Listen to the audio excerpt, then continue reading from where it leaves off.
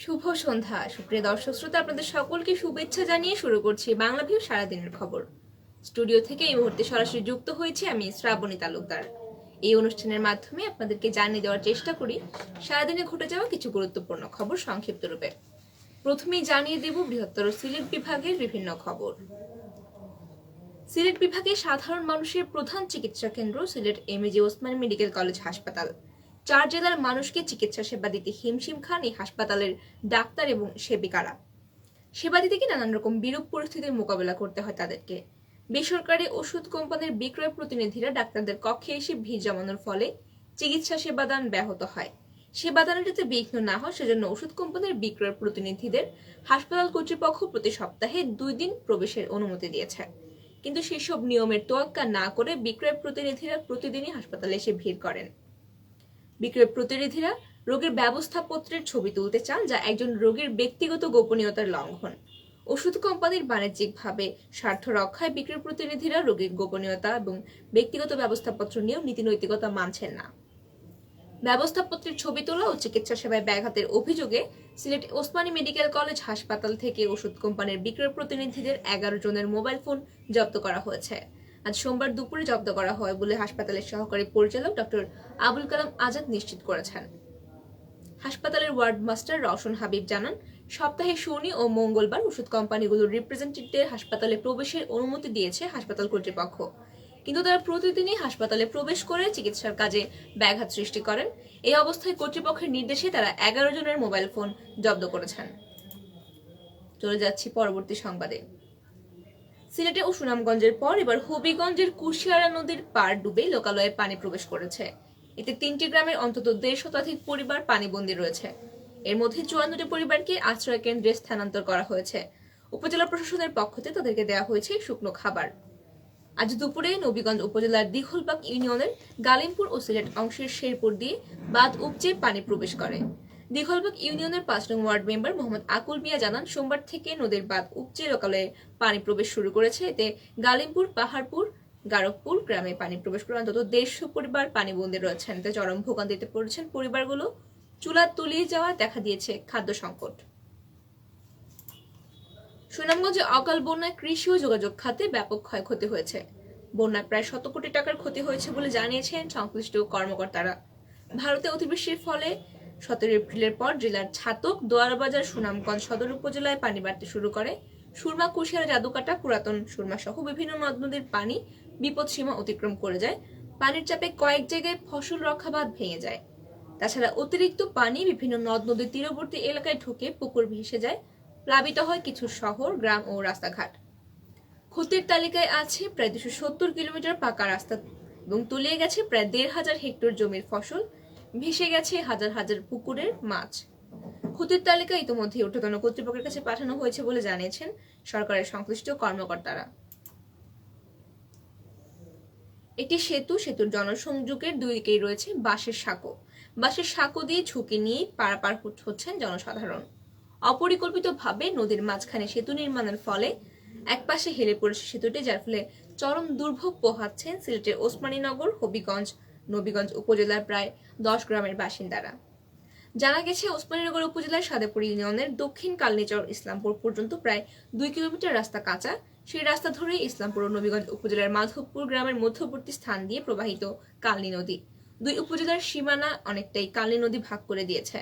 তবে সেতুটি 2 উপজেলার জনসাধারণের যোগাযোগের মাধ্যম হিসেবে নির্মিত হলেও এখন স্থানীয়দের গলার কাটা। ফলে 2 উপজেলার শিক্ষার্থী, বৃদ্ধ, রোগী সহ 15 সহস্রাধিক স্থানীয় বাসিন্দা দুর্ভোগের মধ্যে চলাচল করছেন। সিলেট সিটি কর্পোরেশনে চাকুরির জন্য ঘুষ দিতে গিয়ে আটক হয়েছে এক যুবক। ঘুষ দেওয়ার সময় তাকে হাতে নাতে আটক করে পুলিশে সোপর্দ করা হয়েছে। ঘুষ দিতে আসা ওই যুবকের চাকুরির জন্য মেয়রের কাছে লিখিত সুপারিশ করেছিলেন সিলেট 3 আসনের সংসদ সদস্য হাবিবুর রহমান হাবিব। তবে ঘুষ দেওয়ার চেষ্টার অভিযোগ শোনার পর হাবিব ওই যুবককে পুলিশে দেওয়ার পরামর্শ দেন। আজ মঙ্গলবার বিকেলে তাকে পুলিশে সোপর্দ করা হয়। আটককৃত যুবকের নাম শুভ হাসান, সে দক্ষিণ সুরমা উপজেলার মোগরাবাজার থানার নীলাম মাঝপাড়ার মৃত হুশিয়ার আলীর ছেলে। সিটি কর্পোরেশন সূত্রে জানা যায়, গত বছরের ডিসেম্বর মাসে শুভ হাসান মেয়র বরাবরে চাকুরির জন্য একটি আবেদন করে এবং এই আবেদনে সুপারিশ করেন সিলেট 3 আসনের সংসদ সদস্য হাবিবুর রহমান। এতক্ষণ শুনছিলেন বৃহত্তর সিলেট বিভাগের বিভিন্ন খবর। এবারে চলে যাচ্ছে জাতীয় পর্যায়ে।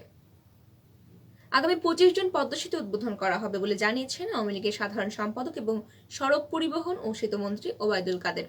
তিনি বলেন, ওই দিন সকাল 10টায় পদ্মা সেতু উদ্বোধন করবেন প্রধানমন্ত্রী শেখ হাসিনা। আজ মঙ্গলবার প্রধানমন্ত্রী শেখ হাসিনার সঙ্গে দেখা করার পর গণভবন গেটে সাংবাদিকদের এসব কথা জানান তিনি। পদ্মা নদীর নামে পদ্মা সেতুর নামকরণ করা হবে বলেও জানিয়েছেন সেতুমন্ত্রী। এর আগে ওবায়দুল কাদের পদ্মা সেতু উদ্বোধনের নাম এবং নামকরণের সারসংক্ষেপ নিয়ে গণভবনে প্রধানমন্ত্রী শেখ হাসিনার সঙ্গে দেখা করেছেন। দিনাজপুরের পার্বতীপুরে জমি চাষের সময় ট্রাক্টরের নিচে চাপা পড়ে রাসেল বাবু নামে 9 বছর বয়সের এক শিশু নিহত হয়েছে। মঙ্গলবার সকাল 9টার দিকে পার্বতীপুরের হরিরামপুর ইউপির বেলঘাট সুলতানপুর গ্রামে এই ঘটনাটি ঘটে। নিহত শিশু রাসেল বাবু পার্বতীপুরের হরিরামপুর ইউনিয়নের বেলঘাট সুলতানপুর গ্রামের কৃষক রফিকুল ইসলামের ছেলে। স্থানীয়দের বরাত দিয়ে পার্বতীপুরের মধ্যপাড়া পুলিশ ফাঁড়ির ইনচার্জ মোহাম্মদ সিরাজুল হক জানান, রফিকুল ইসলামের ভাই আজিজুল ইসলাম তার ট্রাক্টর দিয়ে জমি চাষ করতে যাচ্ছিলেন। এমন সময় ট্রাক্টরে চড়ার বায়না ধরে তার শিশু রাসেল বাবু। ফলে চাচা আজিজুল ইসলাম রাসেলকে ট্রাক্টরের সঙ্গে নিয়ে জমি চাষাবাদ করতে যান এবং জমিতে চাষাবাদের এক পর্যায়ে ট্রাক্টরের ঝাঁকুনিতে রাসেল ট্রাক্টর থেকে নিচে পড়ে যায় এবং চাকার নিচে পড়ে তার মৃত্যু হয়। সামাজিক যোগাযোগ মাধ্যম ফেসবুক ও টিকটকের মাধ্যমে পরিচয়, পরে বিয়ে করে প্রেমের সম্পর্ক গড়ে ওঠে এবং সেই সুবাদে প্রলোভন দেখিয়ে ভারতে নিয়ে যাওয়া হয় তরুণীকে এবং সেখানে তাকে দিয়ে করানো হয় দেহ ব্যবসা। কিছুদিন পর দেশে ফিরে দুজন বিয়ে করে, পরে আবারও সেই তরুণীকে কৌশলে ভারতে পাচার করে দেওয়া হয় এবং সেখানে শারীরিক নির্যাতনের শিকার হলে কৌশলে দেশে ফিরে এসে 5 যুবকের বিরুদ্ধে মামলা করেন ওই তরুণী। মামলা দায়েরের পর পুলিশ লালমনিরহাট থেকে 3 জনকে এবং হবিগঞ্জ থেকে র্যাব 1 জনকে গ্রেফতার করেছে। মঙ্গলবার সকালে মূল হোতা এবং মামলার প্রধান আসামিকে মৌলভীবাজার থেকে গ্রেফতার করেছে র্যাব 9 হবিগঞ্জ ক্যাম্পের সদস্যরা। গ্রেফতারকৃত সোহেল মিয়া হবিগঞ্জের নবীগঞ্জ উপজেলার বেতাপুর গ্রামের কিবরিয়া মিয়ার ছেলে। বিষয়টি নিশ্চিত করেছেন গণমাধ্যমকে ব্রিফ করেছেন র্যাব 9। ঢাকা বিশ্ববিদ্যালয়ের নীতি নির্ধারক ফোরাম সিনেটের শিক্ষক প্রতিনিধি নির্বাচনে আওয়ামীপন্থী শিক্ষকদের নীল দল থেকে 32 জন প্রার্থী বিজয়ী হয়েছেন। মোট 35 সদস্যের মধ্যে বিএনপি জামায়াত সমর্থিত সাদা দল থেকে নির্বাচিত হয়েছেন 3 জন। আজ মঙ্গলবার 24 মে বিকেলে এই নির্বাচনের ফলাফল আনুষ্ঠানিকভাবে ঘোষণা করেন নির্বাচন কমিশনার ও বিশ্ববিদ্যালয়ের কোষাধ্যক্ষ অধ্যাপক মমতাজউদ্দিন আহমদ। এর আগে সকাল 9টা থেকে বেলা 2টা পর্যন্ত বিশ্ববিদ্যালয়ের নওয়াব আলী চৌধুরী সিনেট ভবনে এই নির্বাচনের ভোট গ্রহণ অনুষ্ঠিত হয়েছে। নীল দল থেকে যারা জয়ী হয়েছেন তারা হচ্ছে সমাজবিজ্ঞান বিভাগের অধ্যাপক ডক্টর আকম জামাল উদ্দিন সহ আর অনেকেই এবং অর্গানাইজেশন ট্রাস্টেডি অ্যান্ড লিডারশিপ বিভাগের অধ্যাপক মোহাম্মদ আব্দুল মঈন। সাদা দল থেকে জয়ী হয়েছেন 3 জন। নির্বাচন নিয়ে সন্তুষ্টি প্রকাশ করেছে নীল দল ও সাদা দল। নীল দলের সদস্য সচিব অধ্যাপক ডক্টর আব্দুর রহিম ঢাকা বলেন, নির্বাচন খুবই সুন্দর হয়েছে এবং তারা 32টাতে জয়ী হয়েছেন, যদিও শতভাগ প্রত্যাশা ছিল তাদের। সাদা দলের আহ্বায়ক অধ্যাপক লুৎফুর রহমান বলেন, গতবারের চেয়ে এবার ভালো করেছেন তারা, তবে তাদের অন্তত 5 থেকে 7 জন জয়ী হওয়ার প্রত্যাশা ছিল। নির্বাচন ভালো হয়েছে এবং ফেয়ার হয়েছে বলেও জানিয়েছেন তিনি। এতক্ষণ শুনছিলেন জাতীয় পর্যায়ে। এবার চলে যাচ্ছে আন্তর্জাতিক পর্যায়ে। যুক্তরাজ্যের ওয়েলসের একটি চার্চে 23 বছর আগে দেখা হয়েছিল জুলিয়ান ময়েল ও ভ্যালোরি উইলিয়ামসের। সেই চার্চে বিয়ের পিঁড়িতে বসলেন তারা। এখন জুলিয়ানের বয়স 95 বছর আর ভ্যালোরির বয়স 84। এটাই জুলিয়ানের প্রথম বিয়ে। সংবাদ মাধ্যম ওয়েলস অনলাইনের বরাত দিয়ে ডনের এক প্রতিবেদনে বলা হয়, চলতি বছরের ফেব্রুয়ারিতে ভ্যালোরিকে বিয়ের প্রস্তাব দেন জুলিয়ান। সম্প্রতি তাদের বিয়ের অনুষ্ঠানে উপস্থিত ছিলেন 40 জনের মতো বন্ধু বান্ধব এবং পরিবারের সদস্যরা। টোকিওতে 4 দেশীয় জোট কোয়াডের শীর্ষ সম্মেলন চলাকালে জাপান সীমান্তের কাছে যৌথভাবে যুদ্ধবিমান উড়িয়েছে চীন এবং রাশিয়া। মঙ্গলবার কোয়াডের নেতারা টোকিওতে যখন সম্মেলনে অংশ নেন ঠিক সেই সময় যুদ্ধবিমান উড়ানো হয়েছে বলে জানিয়েছেন জাপানের প্রতিরক্ষা এবং নোবুও কিশি। তিনি বলেছেন, যুক্তরাষ্ট্র, ভারত, অস্ট্রেলিয়া এবং জাপানের নেতাদের আঞ্চলিক নিরাপত্তা নিয়ে আলোচনা করার সময় চীন এবং রাশিয়া যুদ্ধবিমান উড়ানো নিয়ে গভীর উদ্বেগ প্রকাশ করেছে সরকার। তবে বিমানগুলো আঞ্চলিক আকাশসীমা লঙ্ঘন করেনি বলে এএফপিকে জানিয়েছে দেশটির প্রতিরক্ষা মন্ত্রণালয়। গত নভেম্বরের পর দীর্ঘ বিরতিতে চতুর্থবারের মতো রাশিয়া ও চীন যৌথভাবে জাপানের কাছে যুদ্ধবিমান উড়ালো। সাংবাদিকদের সঙ্গে আলাপকালে কিশি বলেছেন, 2টি চীনা বোমারু বিমান জাপান সাগরে রাশিয়ান 2টি বোমারু বিমানের সাথে যোগ দিয়েছে এবং পূর্ব চীন সাগরে যৌথ ফ্লাইট পরিচালনা করছে। এতক্ষণ শুনছিলেন সারা দেশের বিভিন্ন খবর। শেষ করার আগে জানিয়ে দেব খেলার খবর। মিরপুর টেস্টের প্রথম 40 মিনিট ছিল শ্রীলঙ্কার। তীব্র গরমে ওই 40 মিনিটে যেন গলে গেছে বাংলাদেশের ব্যাটিং লাইন আপ। ওই সময়ের মধ্যে যে 5 উইকেট হারিয়ে ফেলেছিল বাংলাদেশ।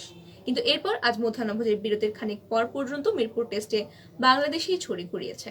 বাংলাদেশের ৩৬৫ রানের জবাবে নিজেদের প্রথম ইনিংসের জবাবটা ভালোই দিচ্ছে শ্রীলঙ্কা। তবে এটা আর ভালো হতে পারত শেষ বিকেলে সাকিব আল হাসানের আঘাতে যদি কুশল ম্যান্ডিসকে না হারাতে হতো। আগের দিনের 5 উইকেটে 277 রান নিয়ে ব্যাট করতে নামা বাংলাদেশ আধা ঘন্টা পিছিয়ে দেওয়া মধ্যাহ্নভোজের বিরতি থেকে ফেরার পর একটু অল আউটই হয়েছেন। এর আগে মুমিনুল হকের দল করতে পেরেছে 365 রান। এর জবাবে শ্রীলঙ্কা আজ দ্বিতীয় দিনের খেলা শেষ করেছে 2 উইকেটে 143 রান নিয়ে। বাংলাদেশের প্রথম ইনিংস থেকে এখনো পর্যন্ত 222 রানে পিছিয়ে তারা। করুণা রত্নে ৭০ ও তার সঙ্গীর নাইট 1 ম্যাচ কার্শন রাদিত কোনো রান না করেই উইকেটে আছেন। সুপ্রিয় দর্শক শ্রোতা, আপনারা শুনছিলেন সারাদিনের বিভিন্ন খবর। এতক্ষণ সঙ্গে থাকার জন্য সকলকে অসংখ্য ধন্যবাদ। সবাই ভালো থাকুন, সুস্থ থাকুন এবং আমাদের সঙ্গেই থাকুন।